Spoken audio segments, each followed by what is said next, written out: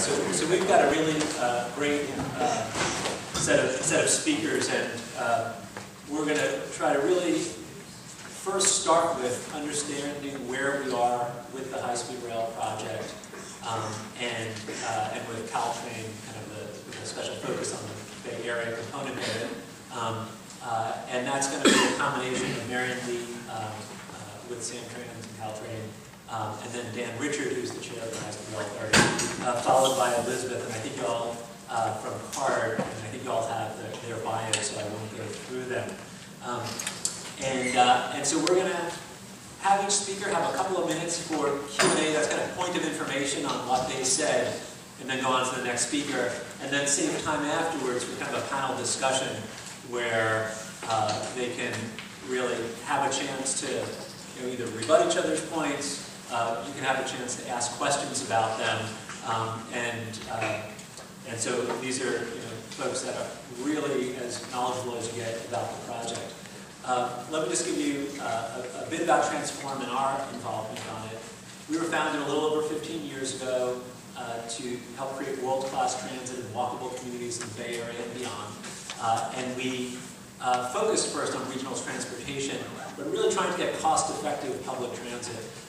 So we've basically supported about as many rail projects as we've opposed, really depending on whether we think it's going to be worth the investment.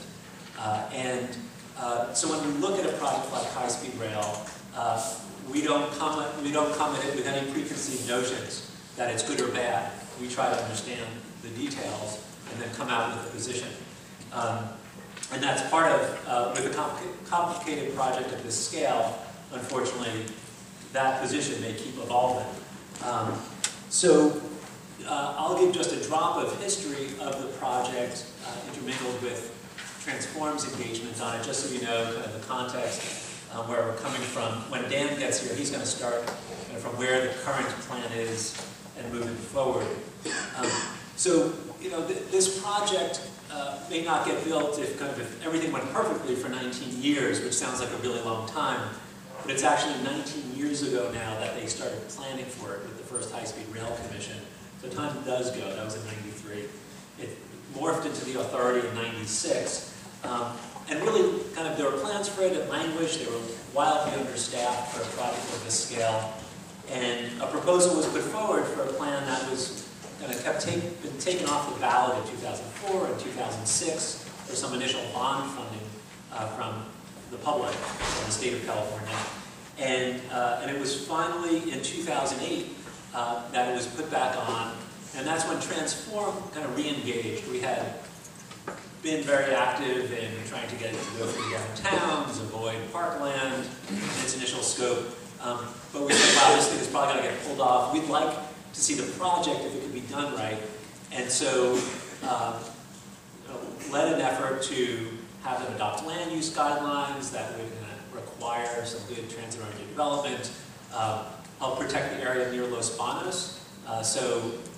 We helped to broker a deal where they would preserve 10,000 acres of grasslands and not have a Los Banos station, and that's written into the bond. That we were concerned to promote sprawl there.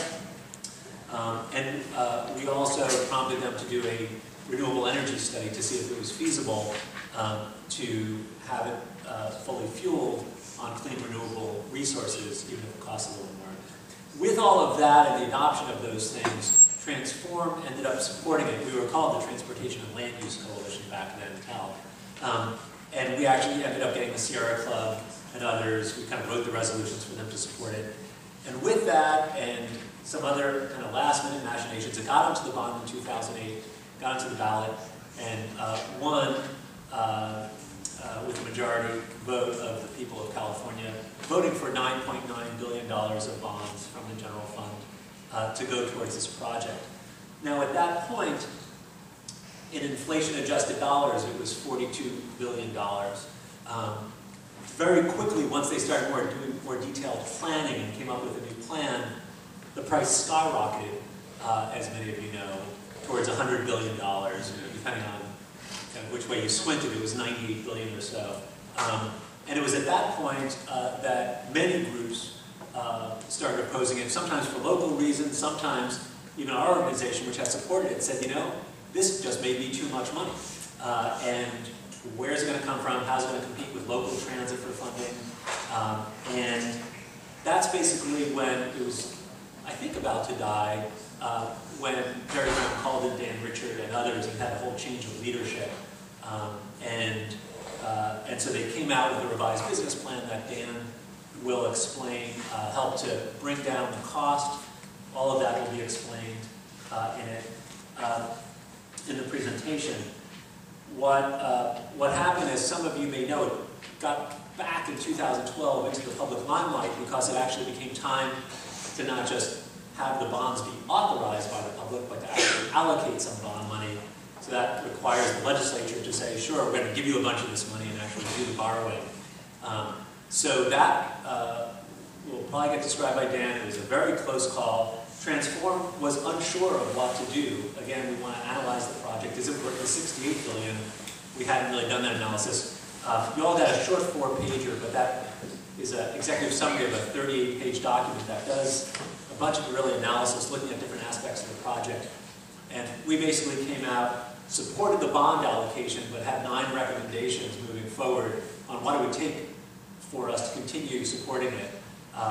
And a lot of the groups in Sacramento and some of the statewide environmental and social justice groups looked at Transform for whether they should also be putting their name on the project. And so, in part, we want to have this evening because it's a really confusing project, and I know a lot of folks know some details, but we wanted to get kind of a 360-degree view of it. And it's going to stay very much in the public realm. We're going to have, assuming it survives lawsuits, there are many lawsuits against it right now, but assuming it survives that, we're going to have more decisions soon on whether to continue giving funding to it from the state. They want some sources I won't get into now, but over the next few years. And so anyway, thank you for coming. I think this is the only way we're going to be able to figure out how to build this project, what it means to do it right, and then whether we should be doing it at all. So with that, we're going to start with Marion Lee from Caltrain, who is helping to lead up, or is leading up, the planning on the San Francisco corridor. And so come on up, and I will give you about 3 slides, right? Thank you, Marion. So good evening. I wish you had enough clap because you set the bar really high. Most of us still clap after it's over. So our order is a little backwards. I think it would have made more sense for Dan Richard to start. But since I'm going first, just the context is that the Caltrain corridor is really one segment of the whole statewide high-speed rail system. And we're the corridor that gets high-speed rail to the San Francisco downtown terminus that's required by Route 1A. So what I'm going to focus on, I am from Caltrain. I am leading the Caltrain modernization effort. And while there are many activities throughout the whole high-speed rail network, I'm going to specifically talk about what is happening in the peninsula and in the Caltrain corridor.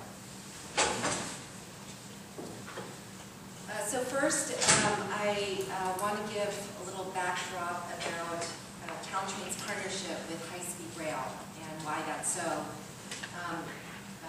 High-speed rail, before it became real, Caltrain had a vision to electrify its system, to convert it from diesel to electric for many decades, which was a policy interest from our board. Our struggle was not defining the vision, but it was really finding the funding for electrifying our system, which is expensive, but what we felt was a worthwhile investment. And the rationale for that worthiness has to do with improved performance for our riders. It's a green contribution to our system sustainability efforts, and with less dependence on diesel, we're able to reduce our financial subsidy. And many of you know we struggle with paying all our bills that we are one of the few agencies that does not have a dedicated revenue source to pay the subsidy that is required every year and is typical of transit agencies. So with the Caltrain desire to electrify, combined with when High Speed Rail was born and their need to find an electrified corridor, the type of system they need to operate high-speed rail, there was a mutual beneficial relationship that was to be had. And that is what sparked our partnership, and that is why we are working together. That's the practical matter of it, but I guess the more loftier one that's more planning-based is that we're all trying to feed into a statewide transportation system that works for the riders and that really tries to get people to where they need to go. So with this partnership, we have been working for quite a while on how to accommodate both systems in the Caltrain corridor. And what is difficult about that is we're in a, we'll call it an urban corridor. I don't know if it's urban or it's suburban, but we have a lot of cities, 17 to be very specific, between Diridon and San Francisco, that have built up against the Caltrain corridor. And if we want to expand our facility, it has impacts and it concerns the communities. And so the challenge of figuring out how to modify our system to support both high-speed rail and Caltrain has been difficult because there's limited right-of-way in which we can do this. After multiple iterations of a lot of, I think, heartache and sincere concern and some drama, a combination of all of those, we landed on a Peninsula vision. It is a compromise from multiple partners that have a stake in this, and it's called the blended system. What the concept is essentially electrifying our corridor,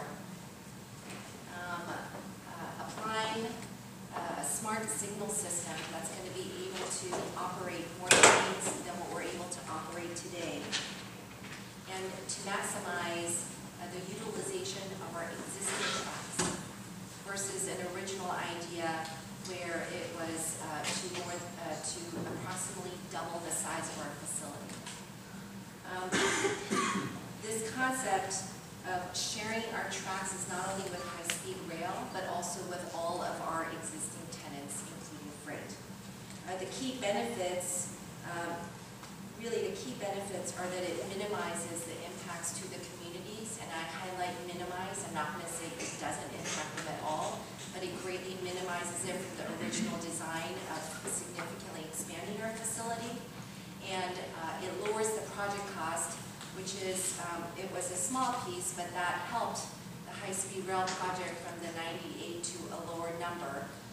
Us reducing the size of our project helped with that effort. And then with a lower project cost and a smaller facility, it does help with advancing project delivery. So with that vision in hand, we have done several months of due diligence on making sure that we can actually share our facility with high-speed rail in a safe and reliable way. This was not just a vision that was casually accepted, but it went through the scrutiny of experts in this area, both on the high-speed rail side as well as Caltrain. Our key consultant helping us with that is very familiar with our property. So with that in hand, the last several months was pretty significant for us, and it's with a great deal of appreciation from high-speed rail in the approach that they've landed on how they want to incrementally invest in what is to be a long-term effort in building the high-speed rail system. And specifically for us, we got treated similarly to other existing transportation agencies, is that high-speed rail felt that it was important to share some seed money with existing facilities that would feed into the high-speed rail system. And so we are one of those agencies that benefited. When the legislature passed the high-speed rail budget for fiscal year 2012. What was included in that budget was a lot of money for the modernization of our corridor. The modernization that would serve purposes for Caltrain as well as for high-speed rail. They are providing specifically $706 million from Prop 1A for the electrification infrastructure and the smart signal system I mentioned, which would benefit both agencies.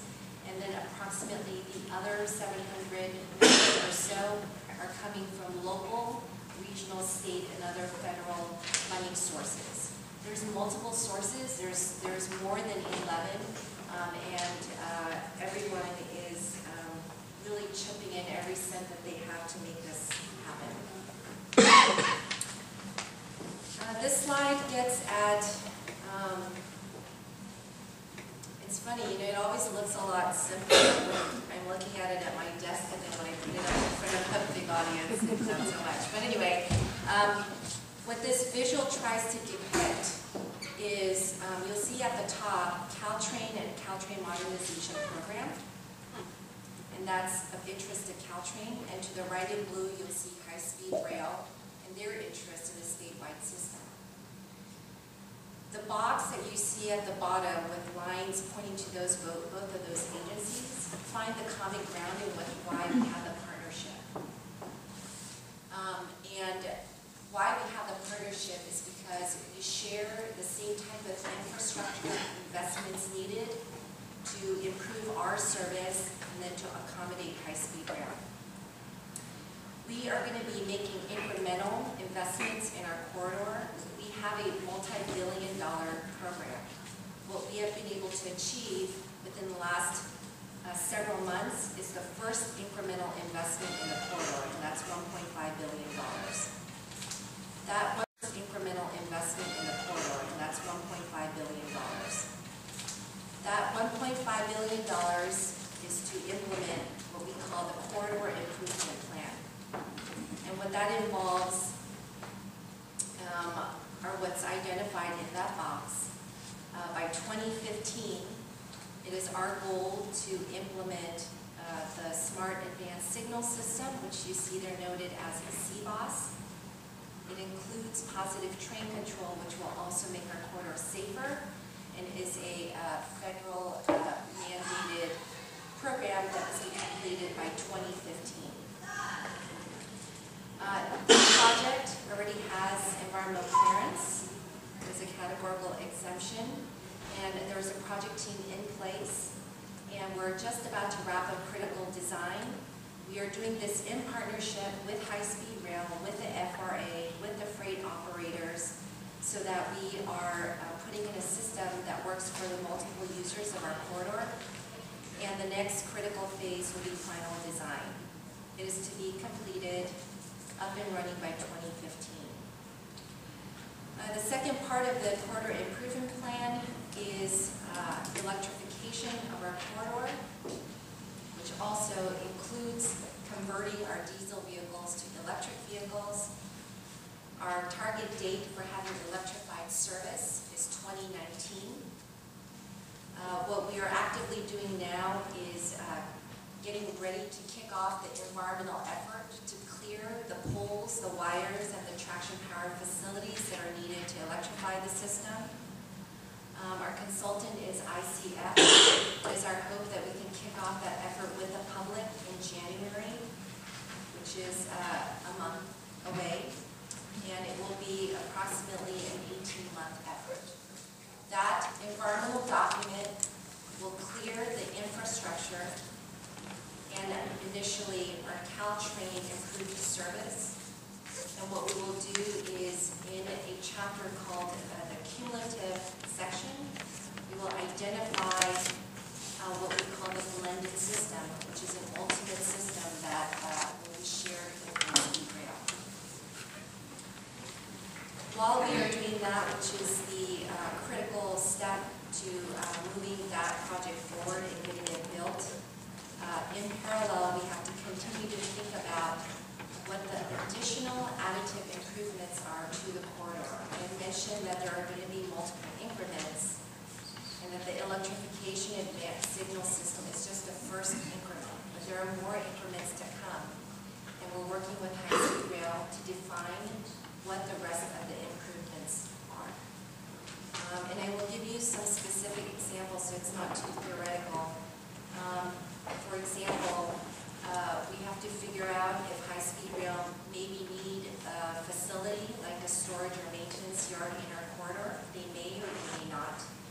We have to figure out if there are strategic locations where we might add some tracks because it'll give us additional capacity to support more high-speed rail trains. There may be some at-grade crossings that we might need to grade separate. All of these are very important decisions to be made. They haven't been made yet. And the next slide gets at what we're doing to figure that out. So while we were working on a funding plan for the first increment of projects, what we have also been doing in parallel is trying to go through a planning process with 17 cities and 3 counties, which are the jurisdictions that are impacted by our modernization. And they are, I think it's fair to say they're supportive of what we are doing. And the less impacts there are, the more supportive they are. And the more impacts there are, the more nervous they are. And so trying to define what these additive improvements are beyond the poles and wires is a very sensitive topic for the cities and the counties. And so we're going through a very deliberative process with them to figure out what might be required, what it means, and we're really in education mode. There will be a time when it becomes very political and we'll have to make very hard decisions, but what is critical is that those types of dialogue get informed with some level of objectivity and analysis, because there is no perfect answer, and every options are going to have pros and cons, and not agreed upon pros and cons because it'll vary depending on what perspective you have. We're spending the time to lend some objectivity to a discussion that will come. We probably have been doing this for approximately a year, and the 2 topics that we have hit, which are the hottest topics, they are as hot as the other ones, but they surface to the top, is dealing with our at-grade crossings. We have 40 at-grade crossings between San Francisco to San Jose. People want to know what's going to happen when we increase train traffic. It's a very valid concern. If we are going to anticipate increasing speeds, they have additional concern about safety, and so this is something we have to talk about. And then the second element that we've been focusing on are what you may have heard as passing tracks. It's adding tracks in a short segment of our corridor to help increase capacity, and that's of big concern to the cities because they will have impact on the communities. They will encroach outside of the right-of-way. To what extent is to be determined, and that was the other hot topic. So we've been learning about those. We've been running computer simulations and sharing the information with our city partners and their stakeholders, and there is probably about another year's worth of planning effort to do, and so we will continue to do that. It is our JPB's commitment to high-speed rail to support their business plan and to have those additive improvements done beyond our electrification to support high-speed rail trains in our corridor between 2026 and 2029. And I'll stop.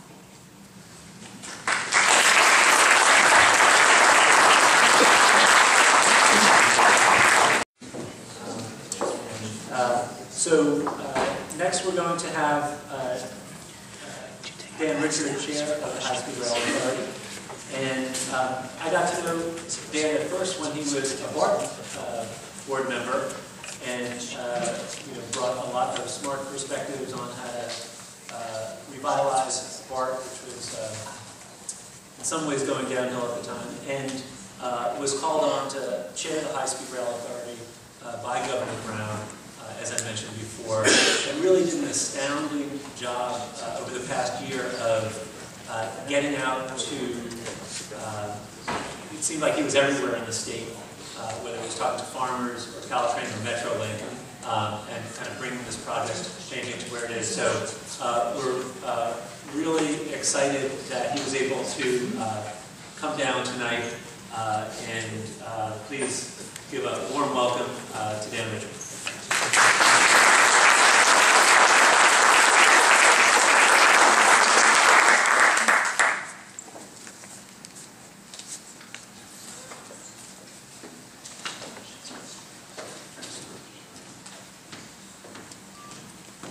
Thank you. I was having a little trouble hearing Marion in the back, but then she's not as loudmouthed as I am, so I just want to make sure that everybody can hear. And, well, okay. Hey, Dan. Kathy Mayo, who was a former high official at BART, built the Dublin Pleasanton line for the BART system. Anyway, I apologize for being late. I foolishly drove down here from San Francisco. I thought about taking Caltrain, and I thought, you know, it's not electrified, so the hell with it. So I should have. So anyway, thank you all for coming out on a rainy night, and thank you, Stuart.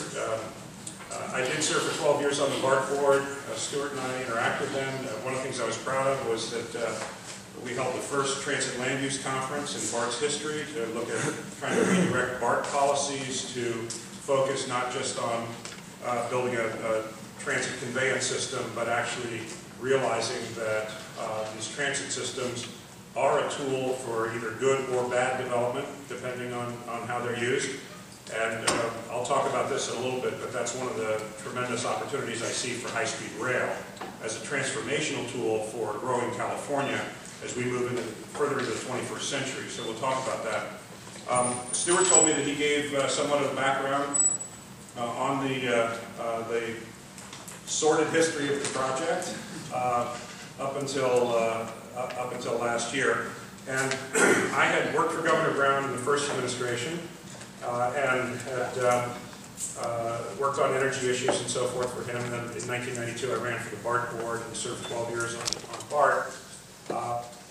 When I talked to the governor about different things he might want me to do in the administration, he mentioned energy, which has been a big part of my life, and I said, well, we got plenty of good people working on energy issues, Governor, but let me tell you, this high-speed rail program looks really screwed up to me, and it's going to bite you in the ankles. And so I guess I volunteered, I guess is the point of that. And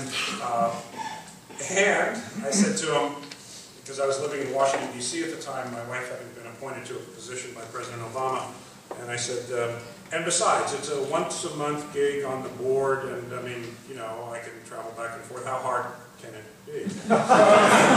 So the answer is pretty damn hard. And I got there, and I was really enthusiastic when the governor's appointment secretary said to me, hey, great, now that you're on board, you can help us fill some of these other positions at the authority. And I said, like what? And she said, well, like, you know, we need a CFO. And I said, wait a minute, you've got a business plan coming out in 2 weeks and you don't have a CFO? Yeah, and we don't have a chief risk officer, we don't have a chief engineer, and, you know, on and on. So at that point, having driven the car off the lot, I wanted to turn it back and hand the keys back to the dealer, but that was not to be. So, rather than go on and on, let's talk about high-speed rail, what it is, how it's changed, and where it's going.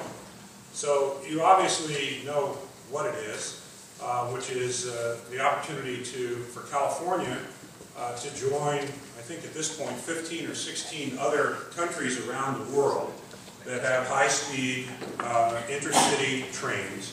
And intercity is a key word here because what we do between San Jose and San Francisco, what we do with BART, what we do with LA Metro and so forth, those are to serve metropolitan areas. High-speed rail is a spinal system to really connect the metropolitan areas of our state. And it's important to think about it because it's a different business model, it's a different historical model than, say, the BART system and so forth. And let me give you a case in point of probably the most fundamental thing. about it that's different. When I was tapped to do this, the first thing I did was to sit down and read the Bond Act of the 2008 ballot measure that was put before the voters, Proposition 1A. It was passed by a small margin, but it was passed, and it gave the High-Speed Rail Authority approximately $9 billion, and then also had another $950 million for local interconnectivity. And it's that last pot of money that has allowed us to work with Marion and her organization on Caltrain electrification, on improving BART, improving the connections here in San Jose and in LA and so forth. But anyway, so I looked at the bond measure and it said, these are all the things, before you can sell bonds, to build this system, these are all the things you have to show that it can do. It has to be designed to achieve, and those words designed to achieve are different than actually operating at, but it has to be designed to achieve speeds of 200 miles an hour, in excess of 200 miles an hour. It has to be designed to achieve a transit time of 2 hours and 40 minutes from downtown Los Angeles, not to just anywhere, but to the Transbay Terminal, the Transbay Transit Center in San Francisco. And the people who wrote the Bond Act were very specific. This isn't just going to go to the edge of town. It's going to Transbay Terminal. And it's got to be electrified, and a number of other things that it has to be, and has to operate without a subsidy. So, or at least the bonds cannot be used to subsidize the operation of it. And I'm thinking, and I said to the then CEO, well, how does this work? Because I served on BART for 12 years. And, I mean, here in VTA land, you know, we measure the contribution of the fare box to the operating system in sort of low single digits. BART, we were very proud of our fare box ratio. When I was elected in '92, it was 48%. When I got off the board 12 years later, it was 62%. One of the best in the United States, but that's still almost a 40% public subsidy. So how in the world are we going to meet this criteria? And the answer that came back to me, and I have to say I was skeptical at first, some people may be skeptical, but that I was skeptical at first, was that the answer was no, this is different than BART, this is different than VTA. This system competes with airline travel, this system provides intercity connections, and when you look at the history of high-speed rail around the world, in every instance, once the capital dollars are spent, these systems on a going forward operating cost basis cover their operating costs. In every case. And in some cases that we've seen in France and some other places, they actually make enough to start to contribute back to the capital cost that was originally put up. They actually make enough to start to contribute back to the capital cost that was originally put up. The former Congressman Oberstar called me and said that he grew up in northern Minnesota, and his first language was French, so he reads Le Monde and Paris Match and so forth all the time, and he called me up and he said, hey, I just read this article in French, I sent it to you, but that the French system just sent a 300 million euro payment back to the original people who were building the system that's operated there in France. And so all the systems cover their operating costs once the capital has been expended, and some of them are actually throwing off enough money to be able to repay some of the capital or to use for further capital expansions. So this is going to be important when we talk about the role of the private sector in this project and how this project is going to be structured in the future. Anyway, we've got a map here, and as you can see, it goes from Los Angeles up here to San Francisco Transbay Terminal, and there are a couple things I want to point out on this map. First of all, the voters, in their infinite wisdom, voted for a bond measure that phased the high-speed rail program. And we'll use phasing in a couple of different contexts, but in the context of the bonds, there's phase 1 and phase 2. Phase 1 was LA to San Francisco. Phase 2 is the further connections down from LA to, well actually I should say LA, Anaheim, San Francisco. Phase 2 is the further connections down to San Diego and up to Sacramento. And the Bond Act says you can't use any of this bond money for phase 2 until phase 1 is underway, unless you can show that what you're doing doesn't impair what you're trying to do in phase 1. So sometimes I get questions, why aren't we going to San Diego? Why aren't we going to Sacramento? And the answer is, we will, but we're doing this in steps. And the second thing that you should notice from this map is the route. So if we're going from LA to San Francisco, how are we going there? And this is where I want to talk about some of the controversies around high-speed rail and how we have addressed them. So, first of all, when the high-speed rail program was in its earlier phases that Stuart was introducing you to, there was a big question, and some people think it still remains, of whether or not we should come up here and south of Merced, head over to Gilroy and up through San Jose and up to San Francisco. And that was pushed by a number of people. I was quoted in one sober but probably not careful moment saying that I thought that political considerations might have driven that. And the alternative was to keep going north of Merced and cut over across the Altamont and go Altamont across. Now, and I should also say, as everybody knows, we'll get to our phasing later, but right now we're focused on building the spine of the system in the Central Valley. So I came onto the high-speed rail board, and I should finish that thought. The train to nowhere. Okay, so we got that. So I came onto the High-Speed Rail Authority board with two very strong prejudices. And I call them prejudices because I was an informed layperson, but I was not a fully informed person. The first one was, this is wrong, and we should go across the Altamont. And the second one was, why in the world are we starting in the Central Valley? Standing here tonight, having served on this body for more than a year, I can tell you that I believe this is right, and I'll go into my reasons in a moment why. And I also believe that starting in the Central Valley is the right place to start, or the best place to start, and in some ways the only place to start. So with that little provocative thing, hopefully that'll keep people interested for the next 5 minutes. And why am I saying that? Well, first of all, let's go back to the bond measure. The bond measure says you have to design the system to get from LA to Transbay Station in 2 hours and 40 minutes. Now, let's talk about what that means if we're going across the Altamont.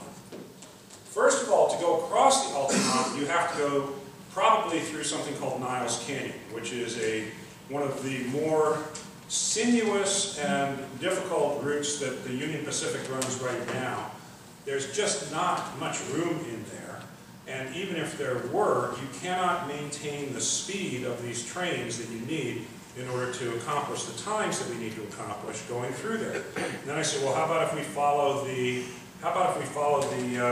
580 corridor and kind of maybe do something in the median or whatever. And this is where you start to have to think in different terms. It's just like when I went on a rafting trip in the Grand Canyon one time, one of the greatest experiences I ever had, and suddenly you start to have to think in terms of deep time.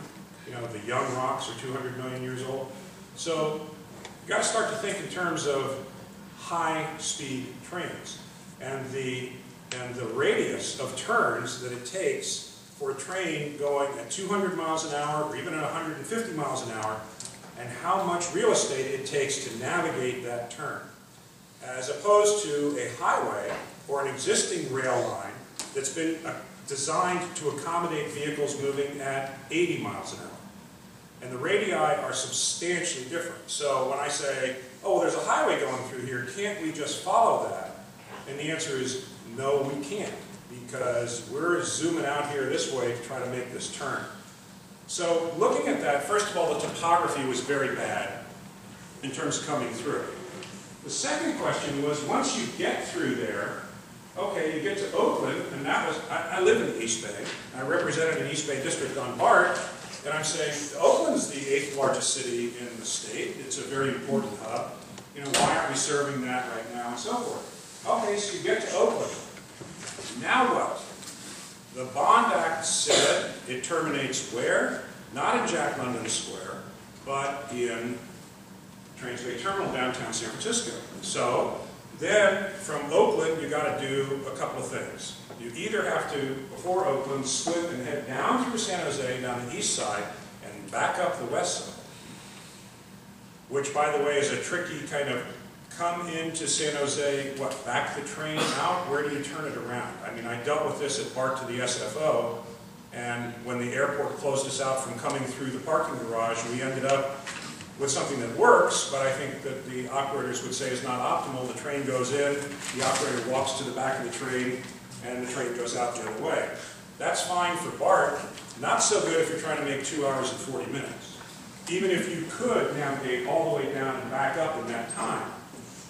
Well, what's your other option? Hey, let's just build a new bay crossing and just go right across. No problems there. No problems with doing things in the bay. Let's just ask the folks at the airport who wanted to put their parallel runway out there. No problems with cost, no problems with environmental issues. So, you know, you start to look at this and say, all right, on paper, it sounds good.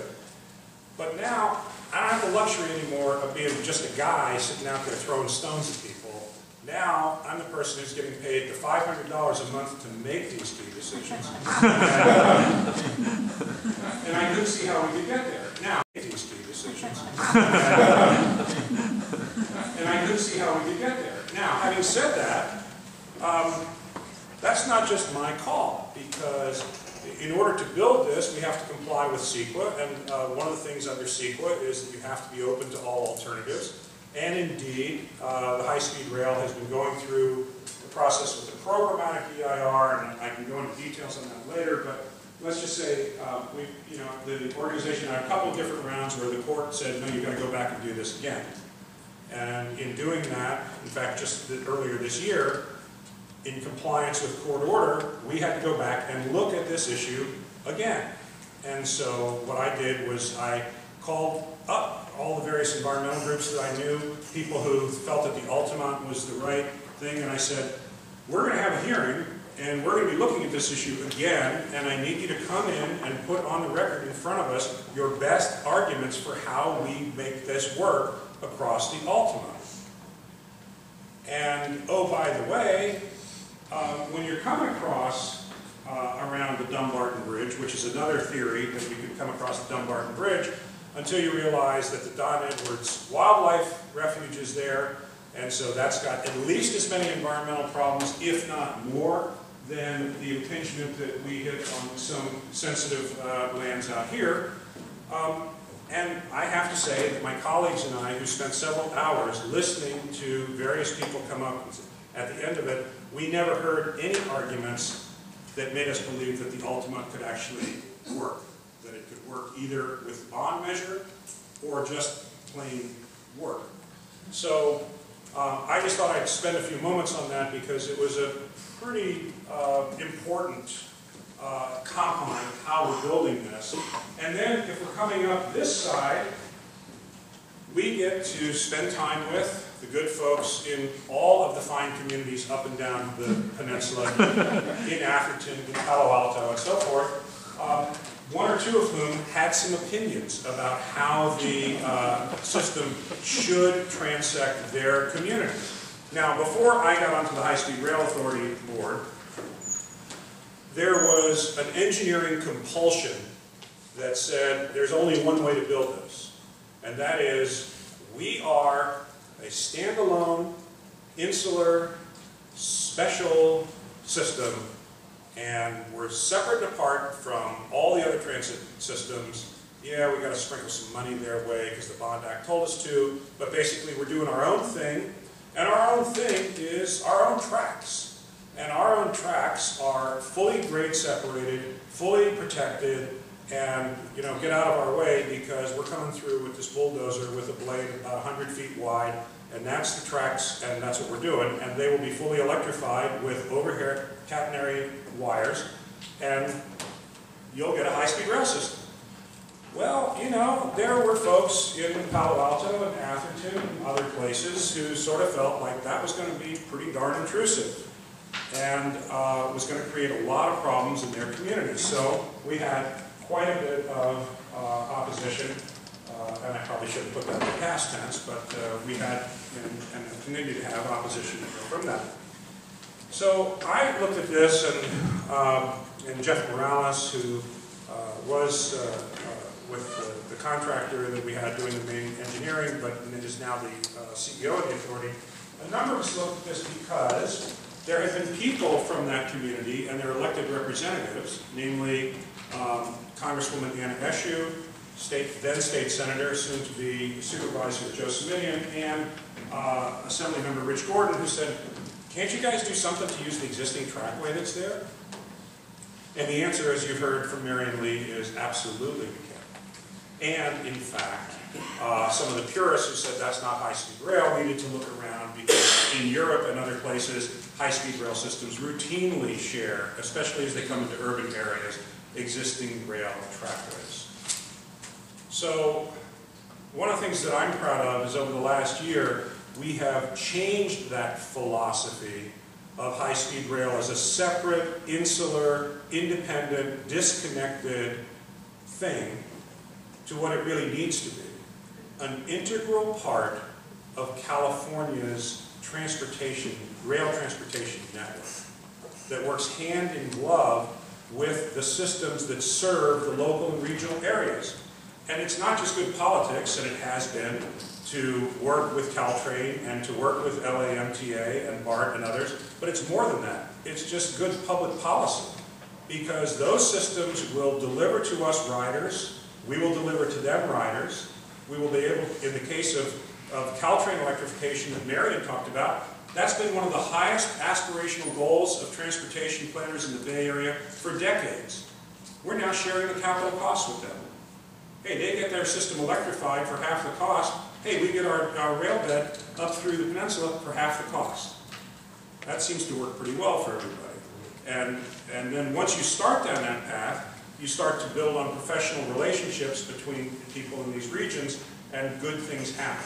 So we signed a memorandum of understanding with the Metropolitan Transportation Commission, where they helped put this whole deal together that we're working on with Caltrain, and we signed a separate memorandum of understanding with Southern California Association of Governments to coordinate the development of lines down there, particularly what is the Metrolink line in LA, which is a diesel-powered system that runs on conventional tracks, up to places like Palmdale and so forth.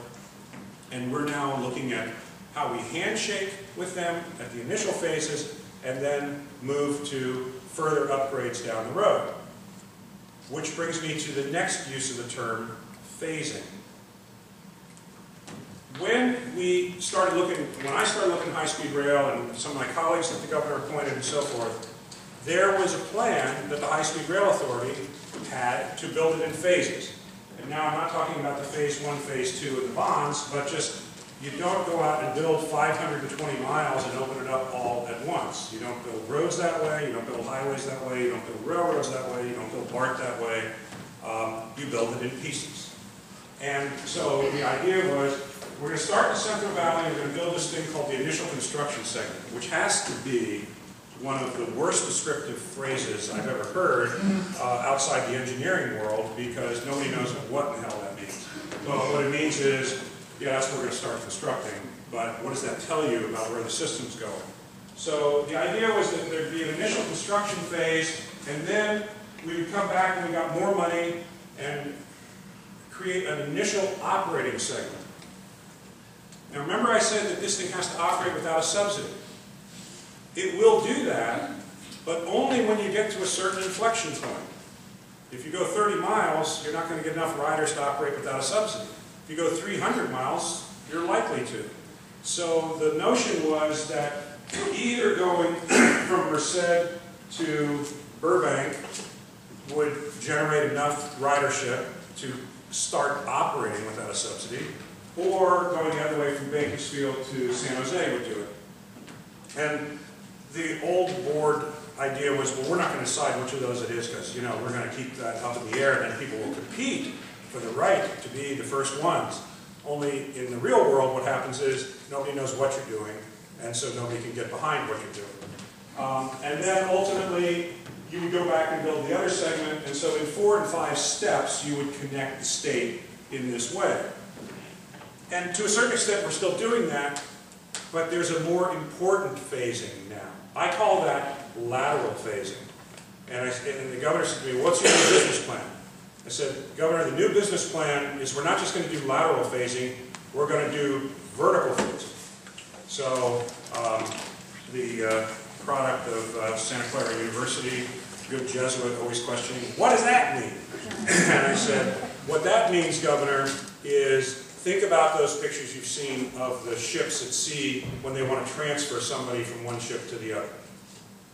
They need to have a very, very heavy cable to hold that bosun's chair to do that. But they can't throw the heavy cable across there. So what do? They throw a really thin line, and they start pulling on it, and then next comes a thicker line, and then a thicker line, and finally the cable that they need to be able to make the transfer. That's what we're going to do. We're going to start throwing some thin lines out there early so that we can get some improved levels of rail service to benefit people early. And then we're going to build on those. The other example is you build a 2-lane road, you come back a few years later, you put the suicide lane in, a few years later you put, you know, the 4 lanes in. And that is one of the things that we're looking at now. So, for example, I'm sorry, how much time do I have?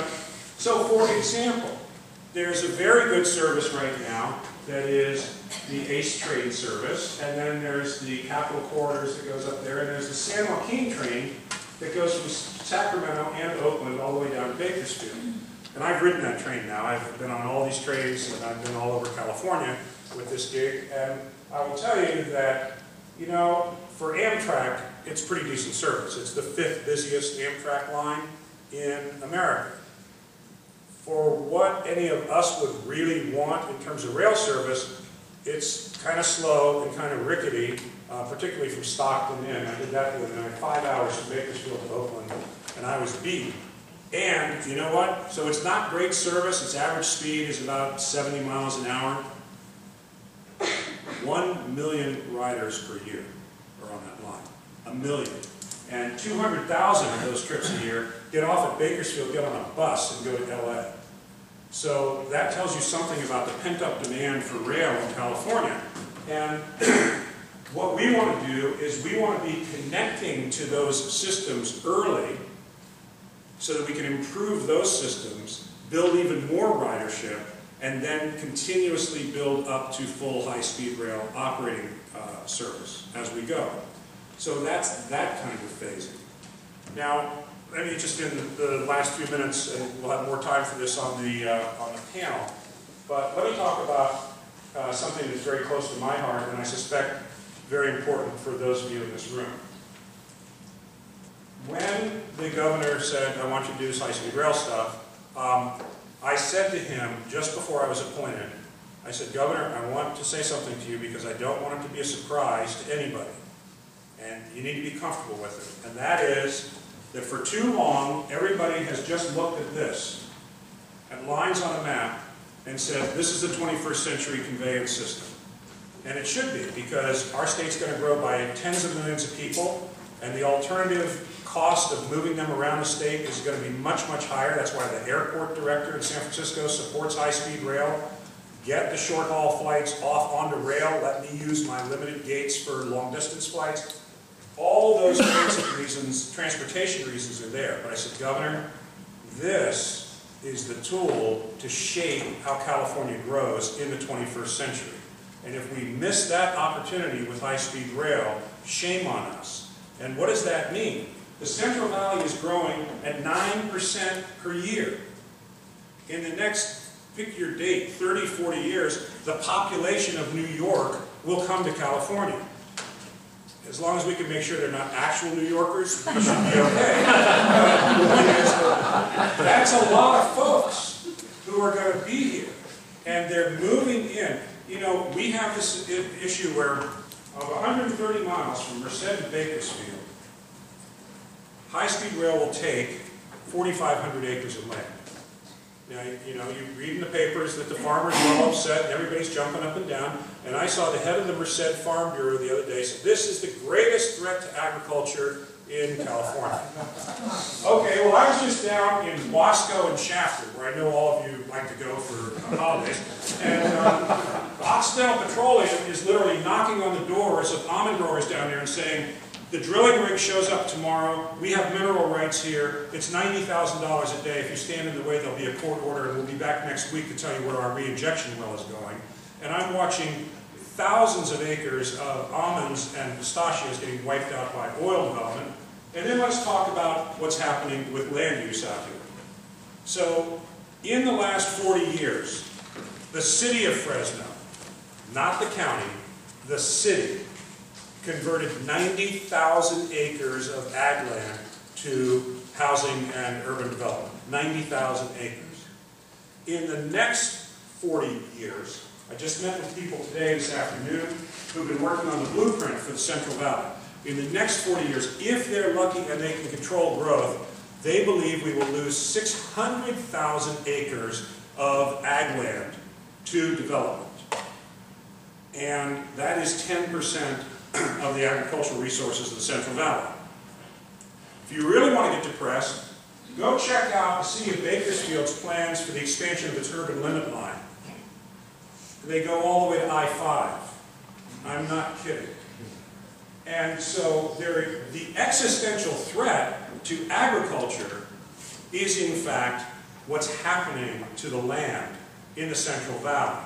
Now, what we are going to do at High Speed Rail, and that's the meetings I had today, other meetings I've been having, and the thing now that I've got a CEO and other people who can actually run the system, is to focus my energies on 2 or 3 things. Funding, and I didn't get to that, but I'll talk about that later, and how we use High Speed Rail to shape this development. And how we do that? We know how to do that. In these cities, we need to revitalize their downtowns. And we need to basically bring more density. We're not going to stop all growth and development out there, but we need to bring more density to those valley towns, and we need to have effective land use policies so that high-speed rail doesn't become a negative, so that people don't say, hey, I can leave LA, buy a 5-acre ranchette outside of Fresno, and get on a train in the morning, I can be to work in an hour. That would be bad. And like any tool, like a hammer that can build a house or be used to hurt somebody, high-speed rail will either be a good tool or a bad tool in terms of transit land use. And my absolute commitment and intention is it's not only going to be a good tool, but as I said to Senator Steinberg, the author of Senate Bill 375, which mandates that we focus on transit land use, Senator, high-speed rail is going to be the poster child. We're going to be the exemplar of what your bill is supposed to achieve. So we are working with the communities of Palmdale and Fresno. We're having a little harder time in Bakersfield, some politics there, but our intention is to work with them to bring planning monies, planning grants, other resources. I've been talking to Urban Land Institute and so forth, so that we can, as we come into these communities, that we can basically develop enough of a core around the high-speed rail stations to achieve the following objective that I have laid out as an absolute goal for our organization. We will save more ag land than we take. Because at the end of the day, if we can do this in the right way, we will focus enough development that we will save more ag land than the 4,500 acres that we're going to take. And we will have done something very, very good. So there's a lot more to talk about. I think the bottom line is this. We have changed the direction of the high-speed rail program in response to many of the criticisms that have been leveled. I won't tell you that all of them have been addressed, but many of them have. It is now working in much closer partnership with regional transportation agencies who have the expertise and the knowledge of their communities and their systems, and we're benefiting from that. We are reaching out to the people in the agricultural sector who have expressed these concerns and talking with them about ways to mitigate the impacts of this system. We're being much more sensitive to public input than this system was a year ago. And we have something that I think is more important now. We have a vision of how high-speed rail will not. Welcome, everyone. Yeah, tonight is the night we really want a better train system, right? Absolutely. I'm Elizabeth Alexis. I'm a co-founder of a group called Californians Advocating Responsible Rail Design. We have Rita Westby and Sarah Armstrong from our group here tonight also.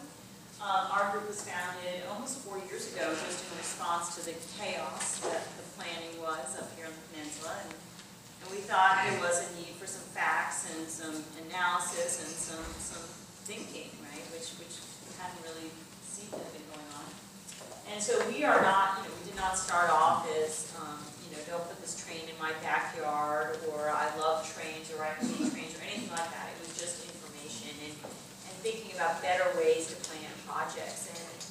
And I think that's still a need. I mean, that's, I think, sort of my greatest sadness or whatever, is that it's hard for me to see that we're actually making progress. Like, it's sounding better, and I appreciate Dan's tone, and I think there is more outreach, and there is an understanding that you shouldn't yell at the people whose yards you're going through, right? I mean, and that's a big improvement, but the actual plans have not changed very much, with the one exception, which is the blended system, which I think is the only way to do this, and was the only way, and people, have known that for a long time. There's a letter I found Steve Heminger wrote, who was the head of MTC in maybe 2002, maybe 10 years ago, and he said, do not do separate tracks for high-speed rail, because the people on the peninsula get ornery and they're going to want it underground, and that will be prohibitively expensive. Don't do that. Now, this is Steve Heminger, who runs MTC, but nobody listened, apparently. So we spent 10 years of planning and 10 years of writing large checks to consultants to make lots of diagrams and this and that, which we threw out this version and that version, and now we're back to where you probably should have been.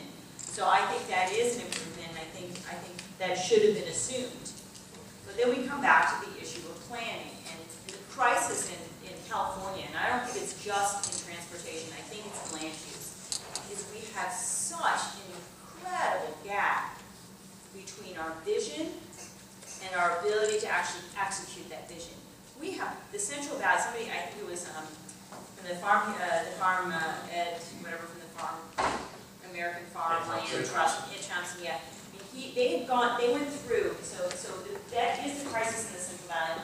This has actually been one of the greatest things about this project, has been able to spend time in these parts of the state that I just never went to, or never had a reason to go to, and it's very interesting what's going on there. It's also very depressing. So vast, this is basically where 70% or something of America's fruits and vegetables are grown. I mean, we absolutely depend on it. I mean, all of us, this is what we eat.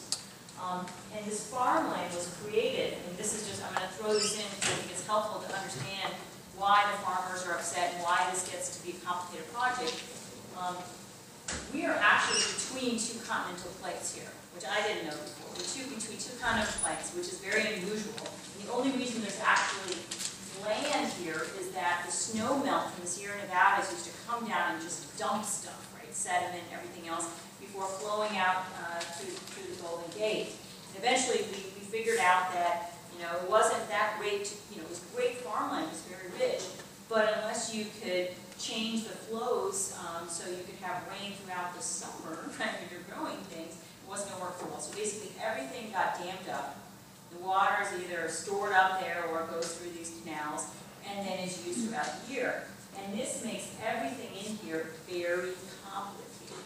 So you're very complicated irrigation systems. So when you're, every single farm, I believe, is irrigated. I mean, that just doesn't happen any place else in the world. Every single one. And these are large farms. These are, thousands of acres with, pumps and this and that and everything. And so that's why they're a little nervous when you're drawing a line down the middle and you can't get through it, right? I mean, it's 220 miles an hour rail. And they're used to just it being a permeable kind of area. And now the high-speed rail authority is saying, yes, you can get through it every 2 miles with your large farm.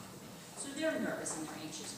But I think as Dan identified, the existential crisis to them is not, because the authority is going to bear the cost of redoing all of their irrigation equipment and drilling new wells and doing all of these kinds of things. It's not the loss of the actual farmland along the rail line. It's they're afraid that this thing is just going to take Fresno and make it a suburb of San Jose. And that becomes a crisis for the farmers. And I appreciate Dan's commitment to do this, and I'm glad you're out there doing it, but the time to have actually, moved from all the right words in your land plans to something that actually has teeth was before you promised people you were going to give them a station. I mean, that's the time, because they have, they've been unwilling, you talk about Bakersfield, has their, I don't know where they're, it's very large. I mean, everything in Bakersfield is very large. The streets, like, this would be like a narrow alley or something. I mean, that's the width of everything there. The time to have done these things, and this is not Dan's fault, right? I mean, this was 5 years ago, 10 years ago, was that if you wanted a station, these are the commitments that you have to make. You have to put in, an urban growth boundary, and you have to do this, and you have to do that, things that actually have some teeth, or that we would, along with the high-speed rail bond, we would actually put into place something on a statewide level, and we didn't do it. And so, while I appreciate what Dan is doing, the decision got made at some point that this train had left the station. There was just too much momentum. And it becomes very hard to now claw back and make people change things. I mean, while this project has been going on, Bakersfield is building a new highway to the downtown. That is going on. It's moving forward. And they're wiping out neighborhoods to do that. Fresno has just approved and is moving forward with more leapfrog development so they can, develop all the way up to the mountains, right? I mean, this is going on while this project, while, the city council people will, vote for this with one hand and then vote for the highways and the leapfrog development with the other. I mean, there might be changes, we're not seeing them thus far. So I think the fear that if you're an hour from San Jose in Fresno, that you're going to have people living in Fresno to commute up is not an invalid one, right? And that's what you see when we look around the world. We look at high-speed rail. The cities like Fresno, they don't get a lot of development around the downtown. I mean, for several reasons. One is a high-speed rail station is not an Embarcadero BART station, right? It's not this little thing that you don't see, you don't know, whatever. It's just up there, and you'd like to look above it because then you get it. No, it's kind of noisy. It's not an airport, right? But it's not a Caltrain station. It's not even a BART station. It's somewhere noisy, loud. There's buses. There's this. There's that. It's not a pleasant place to live. So people don't live there. And even more so, decisions have been made to have the train go through the city at 220 miles an hour. There is no place in the Western world that we do this, and it's not just for technical reasons. So it's because it's unpleasant. It's very loud. It has this sort of shock value. Nobody is going to want to live there, right? So you're not going to get, it doesn't turn the downtown into a place that people live. You might get a few businesses there, but what you see in a high-speed rail system, land use is complicated. So we have all the right words and it sounds good, but what ends up happening is you end up reinforcing the places that already have these high-end, high-tech jobs like San Francisco. So I think San Francisco is the big winner of all of this. Right? I mean, they win everything. All the business goes there. People might live in Fresno, but they're going to go to San Francisco to do their business. So this is not that simple, and I think that's why, and that's the crisis, is that our dialogue is on this incredibly low level where we, like train good, train bad, right? And understanding that these are much more nuanced issues. And that's where, we start to have even more concerns. So, our concern with the project, and at this point, maybe the train has left the station, but we're still, you're still left to build this, right, and try and operate and make money. Dan said that all high-speed rail train lines in the world make money, and that's not true. So some do and some don't. And there are definitely some in Spain that don't make any money. There was one that they stopped operating because they literally had 8 people on it, I think, a day. Or 8 people train. And there's one in the Netherlands that's been a disaster.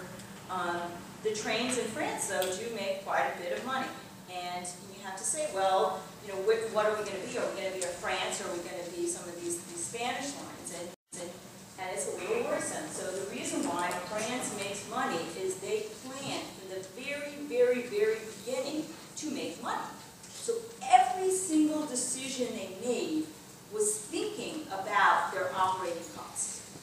Every decision we made is going to maximize our operating costs. So if we don't follow the same recipe, there is no reason why our souffle is going to, turn out.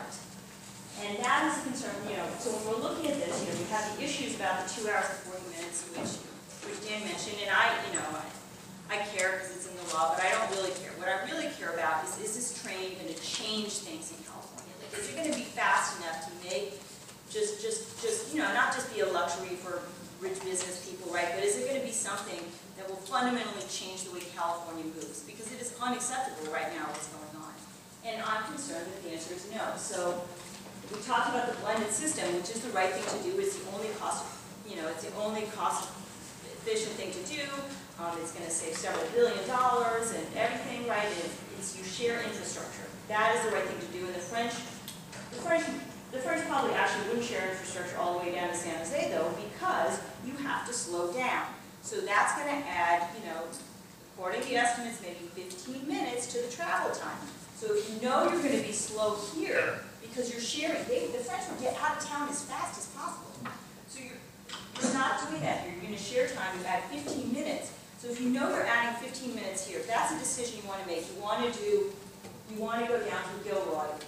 That's a decision, and I think there's arguments on both sides. I will say, I'm not going to rehash it. I will say that during the time that just has been litigated, the water company has actually, I don't even know this, next at the Dunbar Bridge, dug like a 100-foot down shaft, inserted a tunnel drilling, boring machine, and has now, I think, gone all the way across underneath the bay. At basically the same size as a rail tunnel. So I think we throw out these things, oh, it's the bay, it's hard, you can't do that. Well, maybe, maybe not, right? Is it the same as, again, right, are we France, are we Spain, are we the Bay Bridge, or are we this water tunnel, which went very smoothly for, I think it was $180 million or something, right? Like, what are we? And I think that's where, my crisis is where this dialogue, where we're not actually talking, right? Somebody talks, somebody shouts, but it's not, we're not getting together and really hashing through these issues. I think he wants me to wrap it here. But I'll just close with this. The foundations were very weak. And, people came in and had a decision to make. And this is a decision that we see made over and over and over again in Bay Area transportation.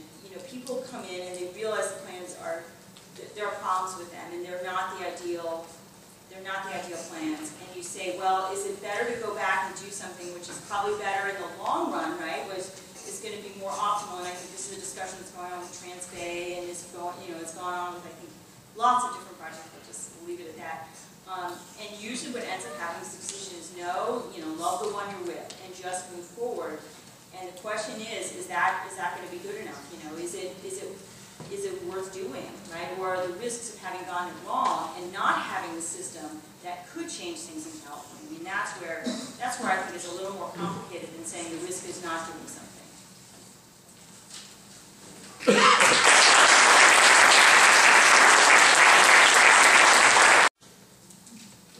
So another question here, why is the route not directed down Highway 5?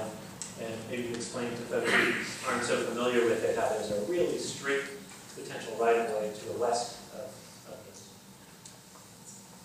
So Interstate 5, which goes from San Diego all the way up to Seattle, comes up from Los Angeles over something called the Grapevine. Many of you have probably driven it past Magic Mountain and that whole area. And it is to the west side of the valley. And we've had a lot of questions about why didn't you go up Highway 5. Elizabeth mentioned SNCF, the French rail operator. They came in with a proposal where we basically hand them the keys, and they actually didn't bring any money. But they said, and we'll just take it up Highway 5. And yes, and Elizabeth said you can shorten the system.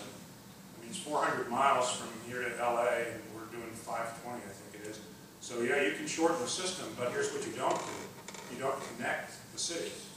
Now, Elizabeth raised the question of whether you do connect the cities, or should connect the cities, but if you come up I-5, you don't connect the cities. That's not so true. Well, how do you connect the cities? So I think the French, everything I know about the French is they would connect Fresno and they would connect Bakersfield. There's two different ways you could do that. I don't think anybody has talked. So I think, I think there's discussion and debate about which way, but I haven't, the proposals I've seen have included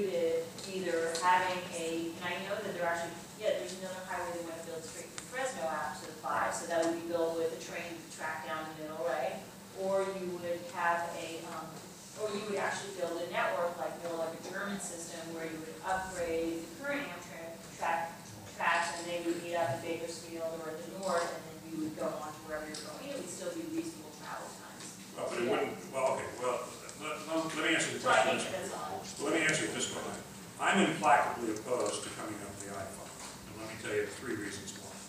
Number 1 is that to connect the cities in the valley, you would have to build laterals across the valley, which is going to take more ag land by far than anything that we're talking about, number 1.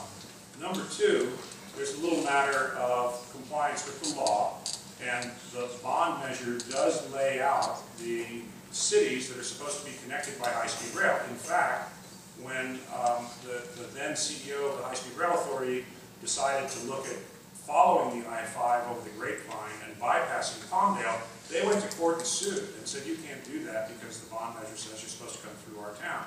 Now, the real reason, you know, what the court said that it was premature, so they didn't lose. I read in your blogs all the time that that's a win. But anyway, the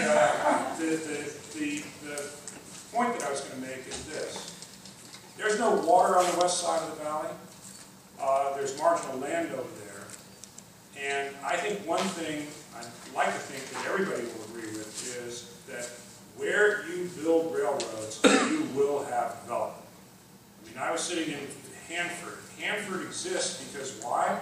Because the railroad was there. And so we start building a railroad up the west side of I-5 sometime, maybe not next year, the year after that, 10 years, 20 years, somebody will come and put political pressure to put a town out there. And that town will become a city, and then the next city, and the next city. And now we'll be looking at a California over the next 50 to 100 years that doesn't just have all these cities moving up the I-99, the Highway 99 corridor, but a parallel set of cities moving up the I-5 corridor. And I think it's absolutely and terribly wrong. And one of the things I know that Stuart has been very focused on is making sure that as we come across from Fresno, that there's not going to be a high-speed rail station in Los Banos. Because why? Because that just starts the process out there. So frankly, I think that, you know, SNCF, a lot of these guys has been pretty self-serving. They're not interested in connecting the cities. They're not interested in any of the stuff that we're talking about in terms of planning or anything else. They're interested in getting their hands on a major infrastructure asset and building it the way they want to build it, which is, hey, let's connect LA and San Francisco, and the hell with the rest of it. And that's just not good public policy. So I would just say though that, Dan, you're saying that, and I actually kind of believe, you know, I don't just totally disagree with you that there would be political pressure. But I'm saying that it makes Stuart very nervous about an initial promise because it says there can't be a high-speed rail station in Los Banos, but it doesn't say there can't be a commuter rail station in Los Banos. So I'm saying, like, I think, you know, I'm just saying these are inconsistent arguments. You can't go across, if you're going through the grassland ecological area, you can't use, you know, the same argument to say you shouldn't be going up the line, right? Well, in terms of the lateral tracks? No, right, I'm saying in the sense that you're saying, well, we're not going to put a station, so so again, you know, the entire Central Valley used to be a wetlands, and basically there's only 2 really remaining areas, one of which is basically here, because remember we've taken all this water that used to come down and just sit in the Central Valley and we diverted. So this is one area where we're going right through it. And then the second area is basically right along that purple line. And it's considered, I think, by most of the wildlife groups, the single most important bird area in North America. And it's where it looks like nothing. I mean, it really is the least descriptive landscape you've ever seen. I mean, it's just this flat farmland, but then all of a sudden, like a million birds, you know, rise up out of these little tiny ponds, right? And so this has been very controversial to go through there. And I'm saying the argument to say that you're going to be fine because we say we're not going to build a station there, but then you say, like, well, we shouldn't do 5 because inevitably you'll end up building a station there somehow. I'm just saying those are inconsistent. So, yeah. Well, and just so folks know, that area between Merced and Gilroy that was just discussed, So that was probably the single biggest concern that environmental organizations had in terms of habitat when the project was being considered kind of pre-2008, pre-bond. And I went on a couple of different walks and tours with the authority and Sierra Club that I helped to arrange to kind of get to the, is there kind of a way to get to yes that becomes a win-win? And so I don't, quite know if we got there, but we got far enough that the Sierra Club ended up endorsing Prop 1A in 2008. So it seemed to have placated them that by not having a station in Los Banos, and then a commitment to preserve, fund the mitigation of 10,000 additional acres, and it's in the legislation, of the grasslands ecological area, overall can become a win-win. And they're doing as much as possible the design to go along. I mean, it's already disturbed. There's existing roadways, there's tons of trucks going by, and so they're going to do their best, to follow those and not be slicing through, undisturbed land. Some of that may happen, but they're going to try to minimize it. Elizabeth, did you have something on this, or should we move on to? No, I think these, again, these arguments are easy to throw out, but there's always, I just think the discussion, we made big decisions with a very shallow level. There's the first construction segment and the first operating segment. What would be the benefits of this first construction segment, and exactly people want to know where it went from? Right.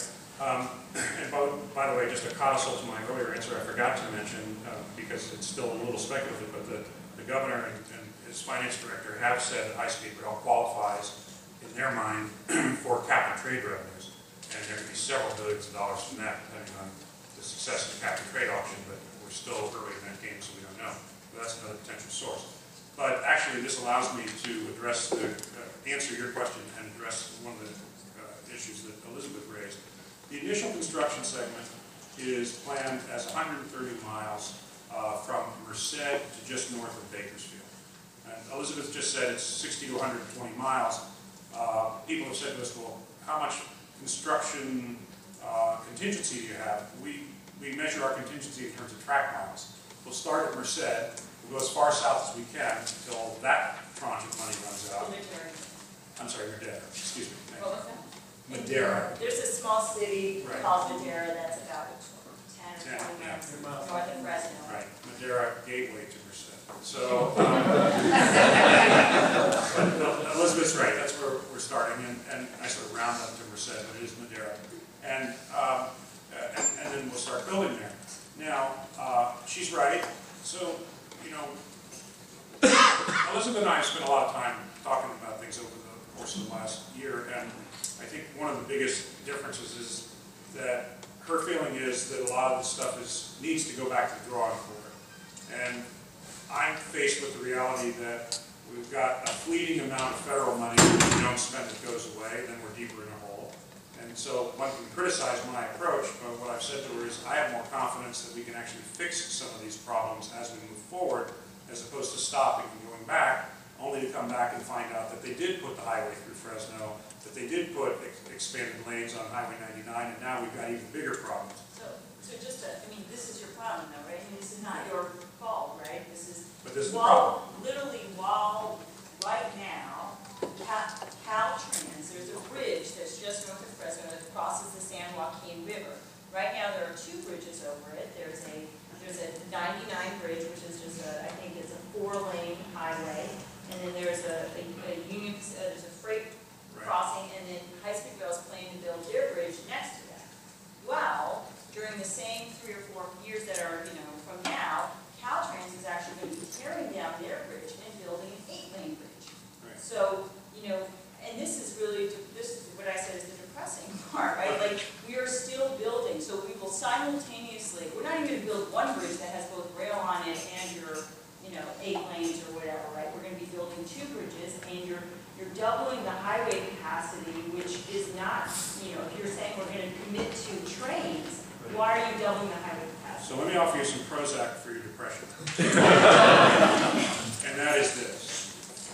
That I think that I think we're blessed in California.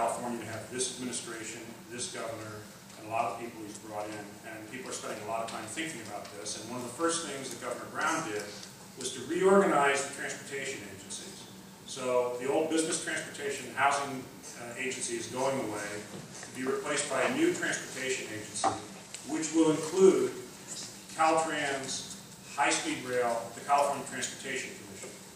He's put an outstanding person in charge of that in Brian Kelly.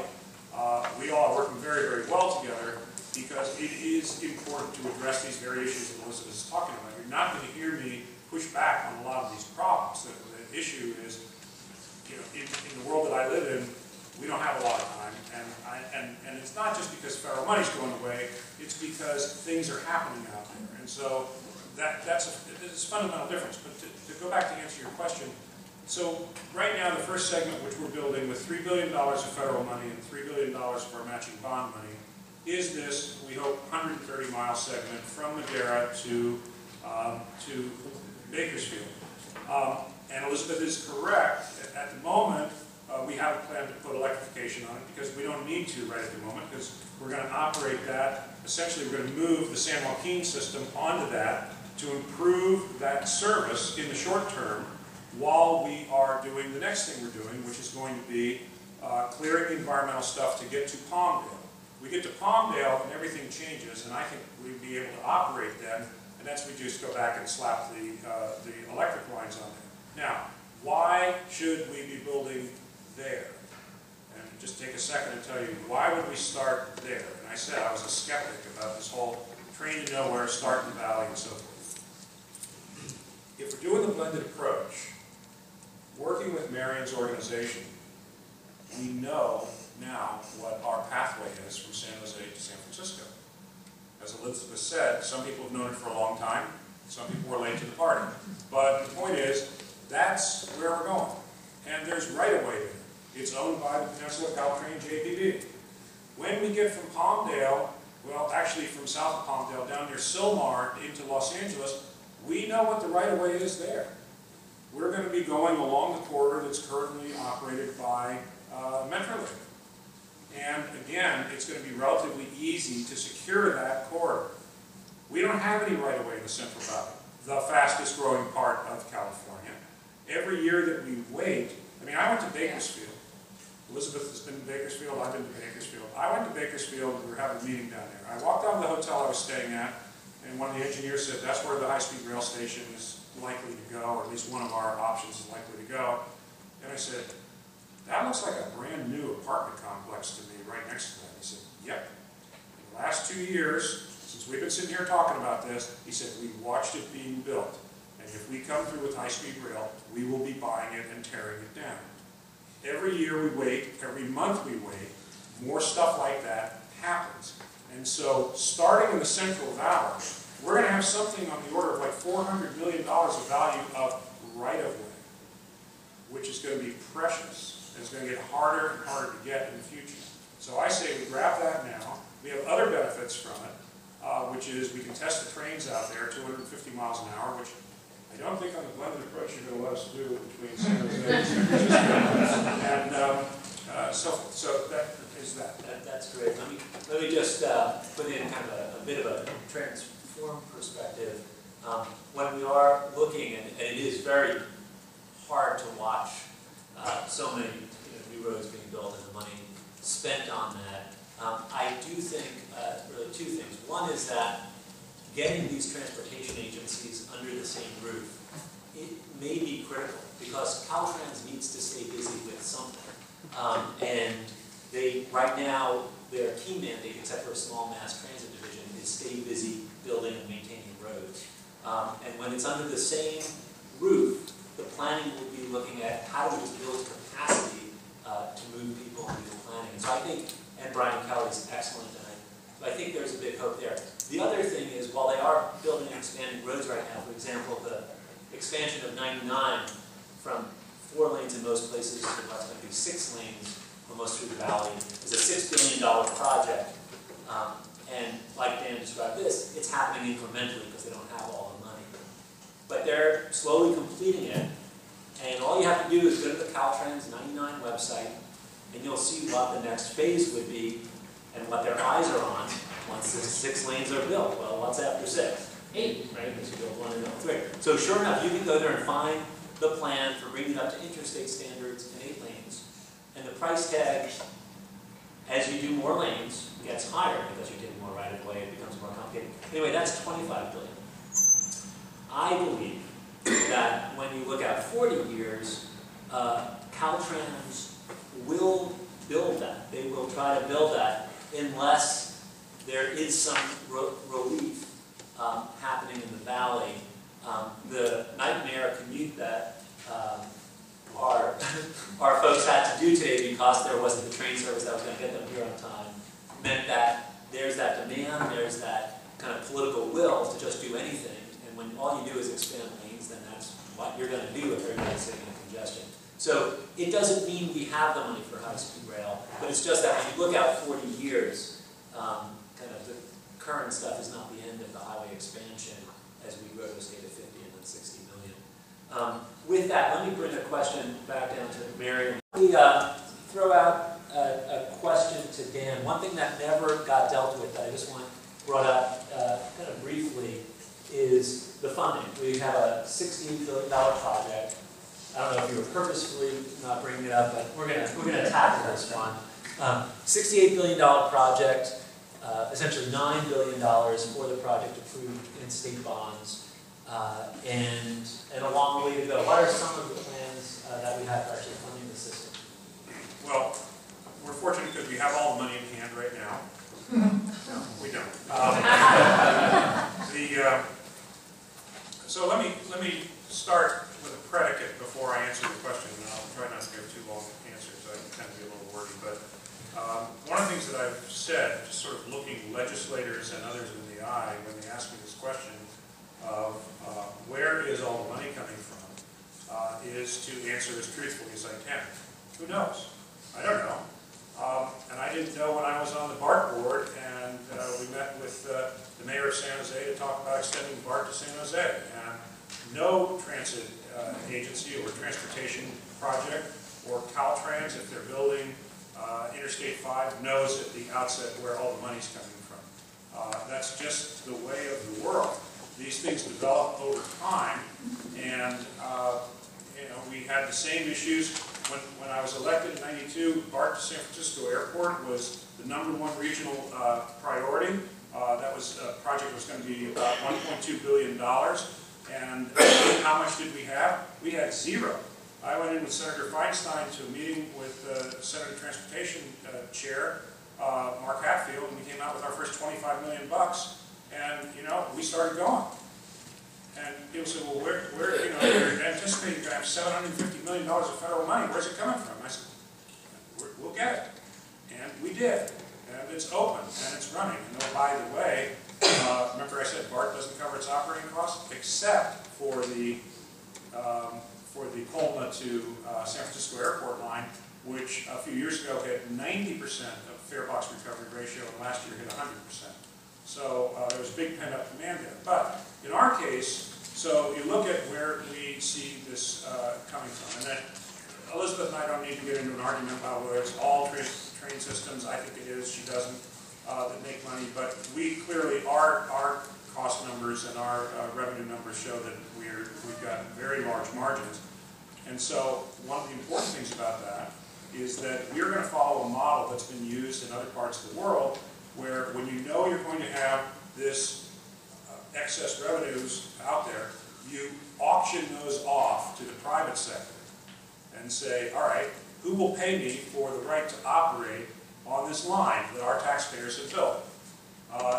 And they look at the projected revenues and they say, I think I can cut the cost down or whatever, and I can make more money with it.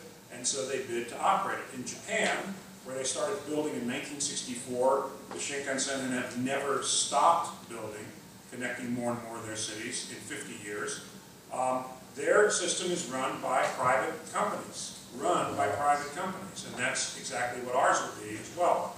We anticipate that we could probably get somewhere between, depending on how things go, somewhere between $13 and $20 billion of private sector dollars based on what we think are relatively conservative assumptions about the revenues that we're going to get.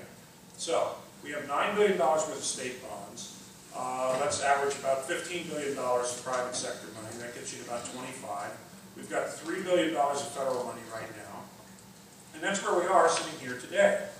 Now, one great source of funding for us, which is very good because it's coincident with important policies that we're talking about, is transit-oriented development.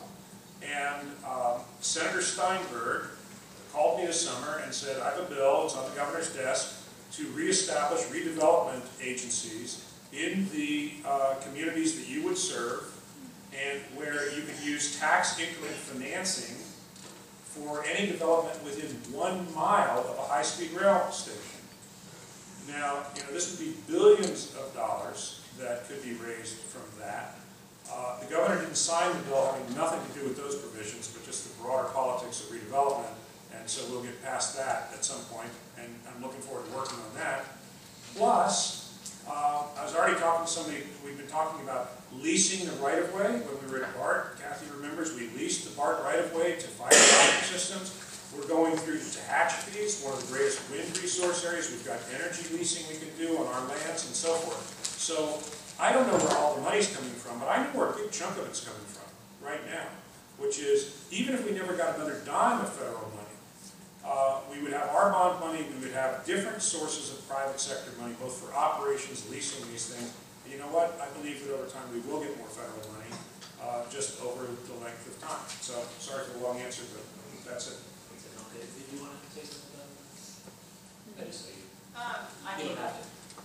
We have lots of questions. it's fine, I was just just want saying, I'm just gonna say this, I don't know of any high-speed rail line in the world that didn't have the money to go from A to B, their initial line. I don't know anyone that didn't, like, they never built. So what's being built now, without additional money, is, we'll see, 60 to 120 miles of track, not even electrified,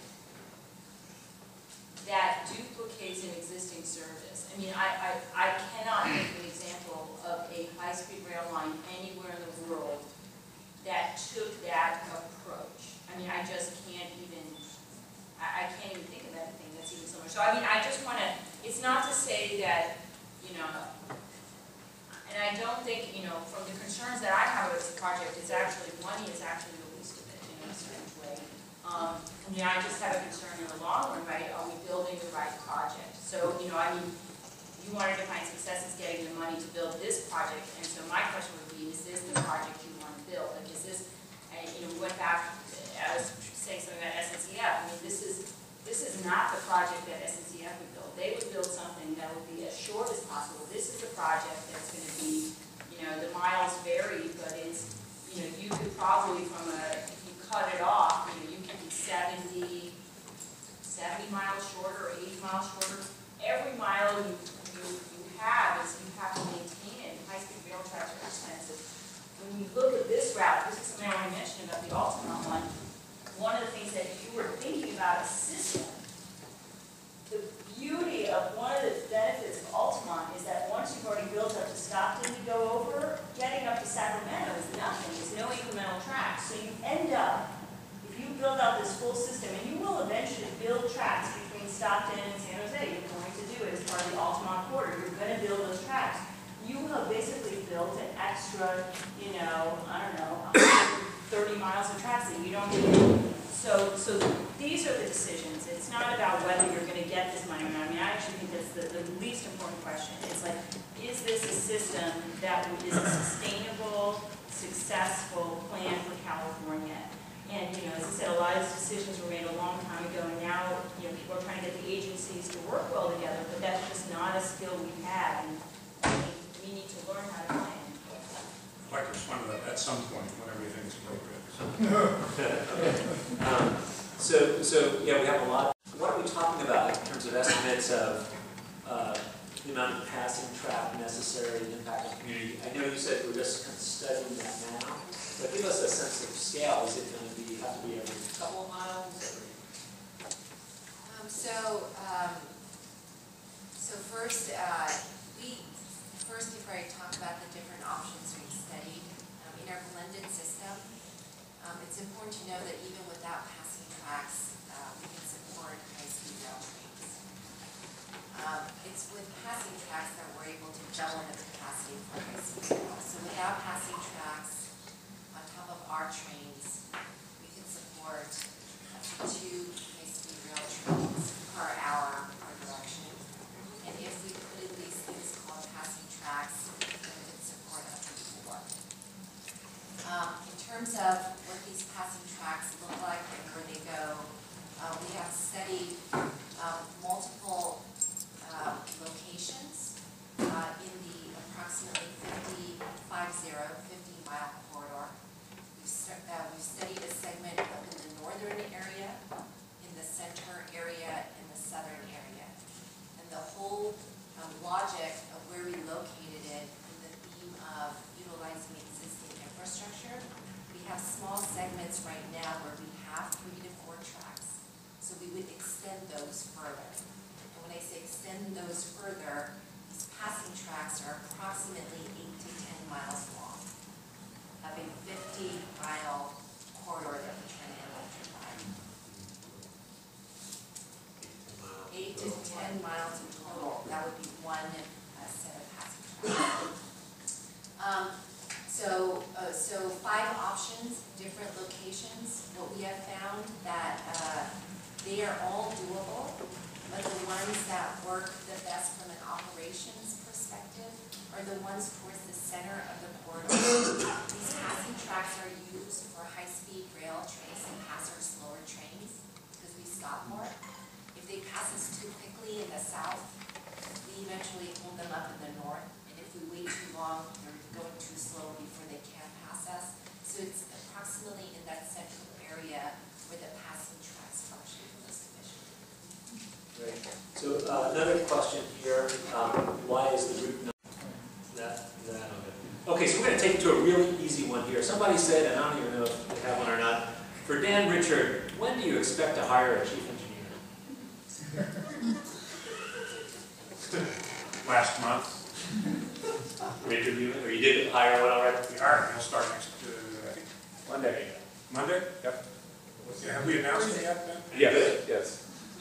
He's very good. Frank Vaca, who is currently the chief engineer of the Amtrak system. He's been a rail builder his entire career.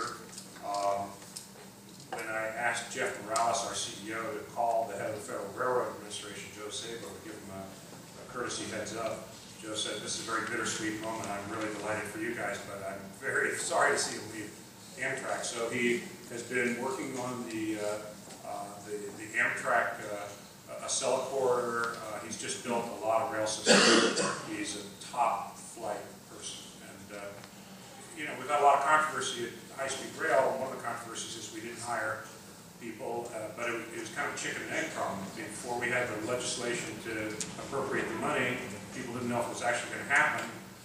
I talked to a number of people, and they just were not about to pick up and move their families and move to Sacramento at that point. So we're now getting some momentum. In fact, with Mr. Vaca's coming on board, we will have filled all of the senior management positions at high-speed rail, save one, which is the chief financial officer. We had somebody there, we had an excellent person there. He had to step back for family reasons, so we'll get that filled soon. So the organization is moving forward, but it's a very important question because, we don't have the people, how are you going to build the thing?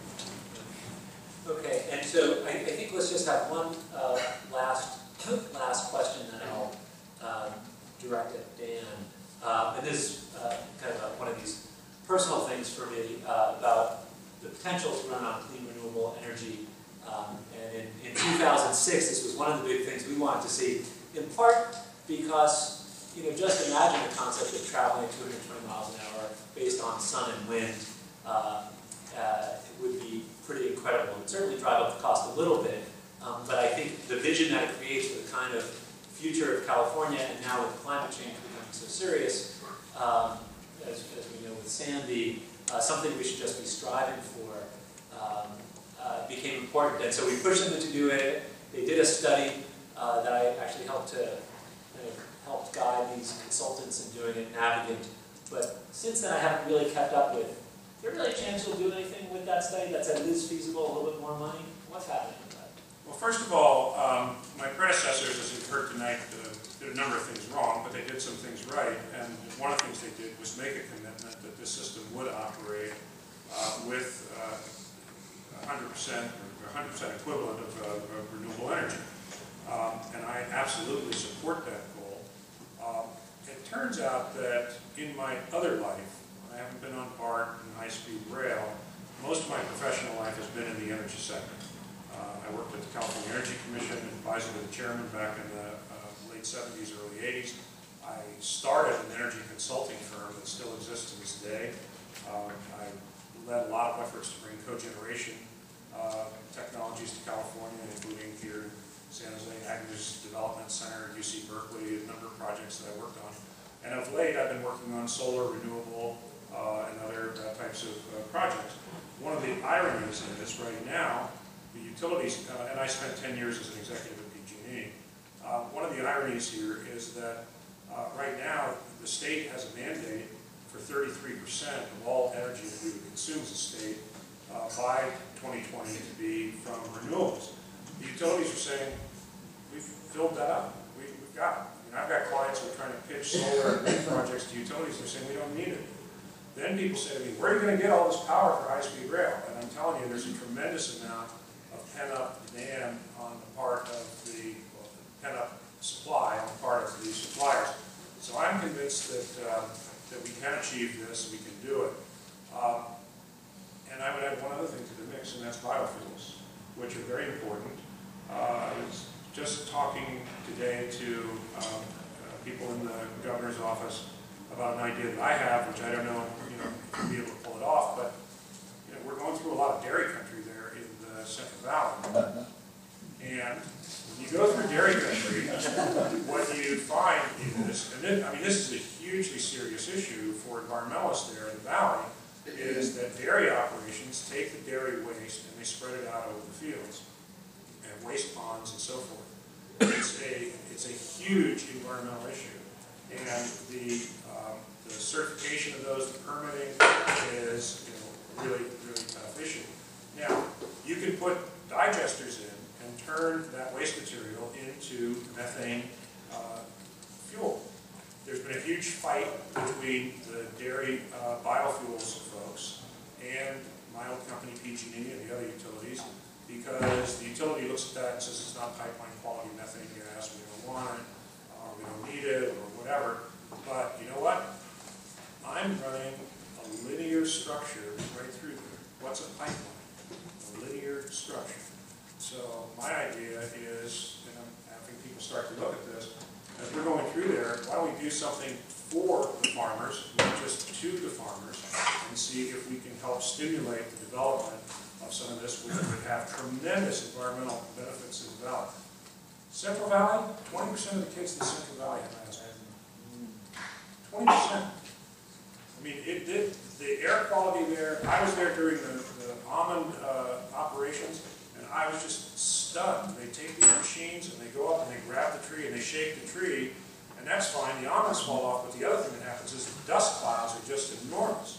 So there's a lot of stuff there that I think we can do in the ag sector, and we're just starting to look at this stuff now. So I don't want to make promises, except that that would be another renewable fuel that we could use along with solar and wind, and we're very committed to doing it. All right. Well, it's been a long evening, but this was a great and I'll stick around and answer. stimulating conversation, and I think most of the speakers will stick around. We'll be around. There's refreshments in the back. I wanted to thank San Jose State University for hosting this, and Kendall, you have a announcement? I have one more announcement. If you are an AICP member, we have a sign-in sheet here at the back, and you can get credit for attending this event. So sign in.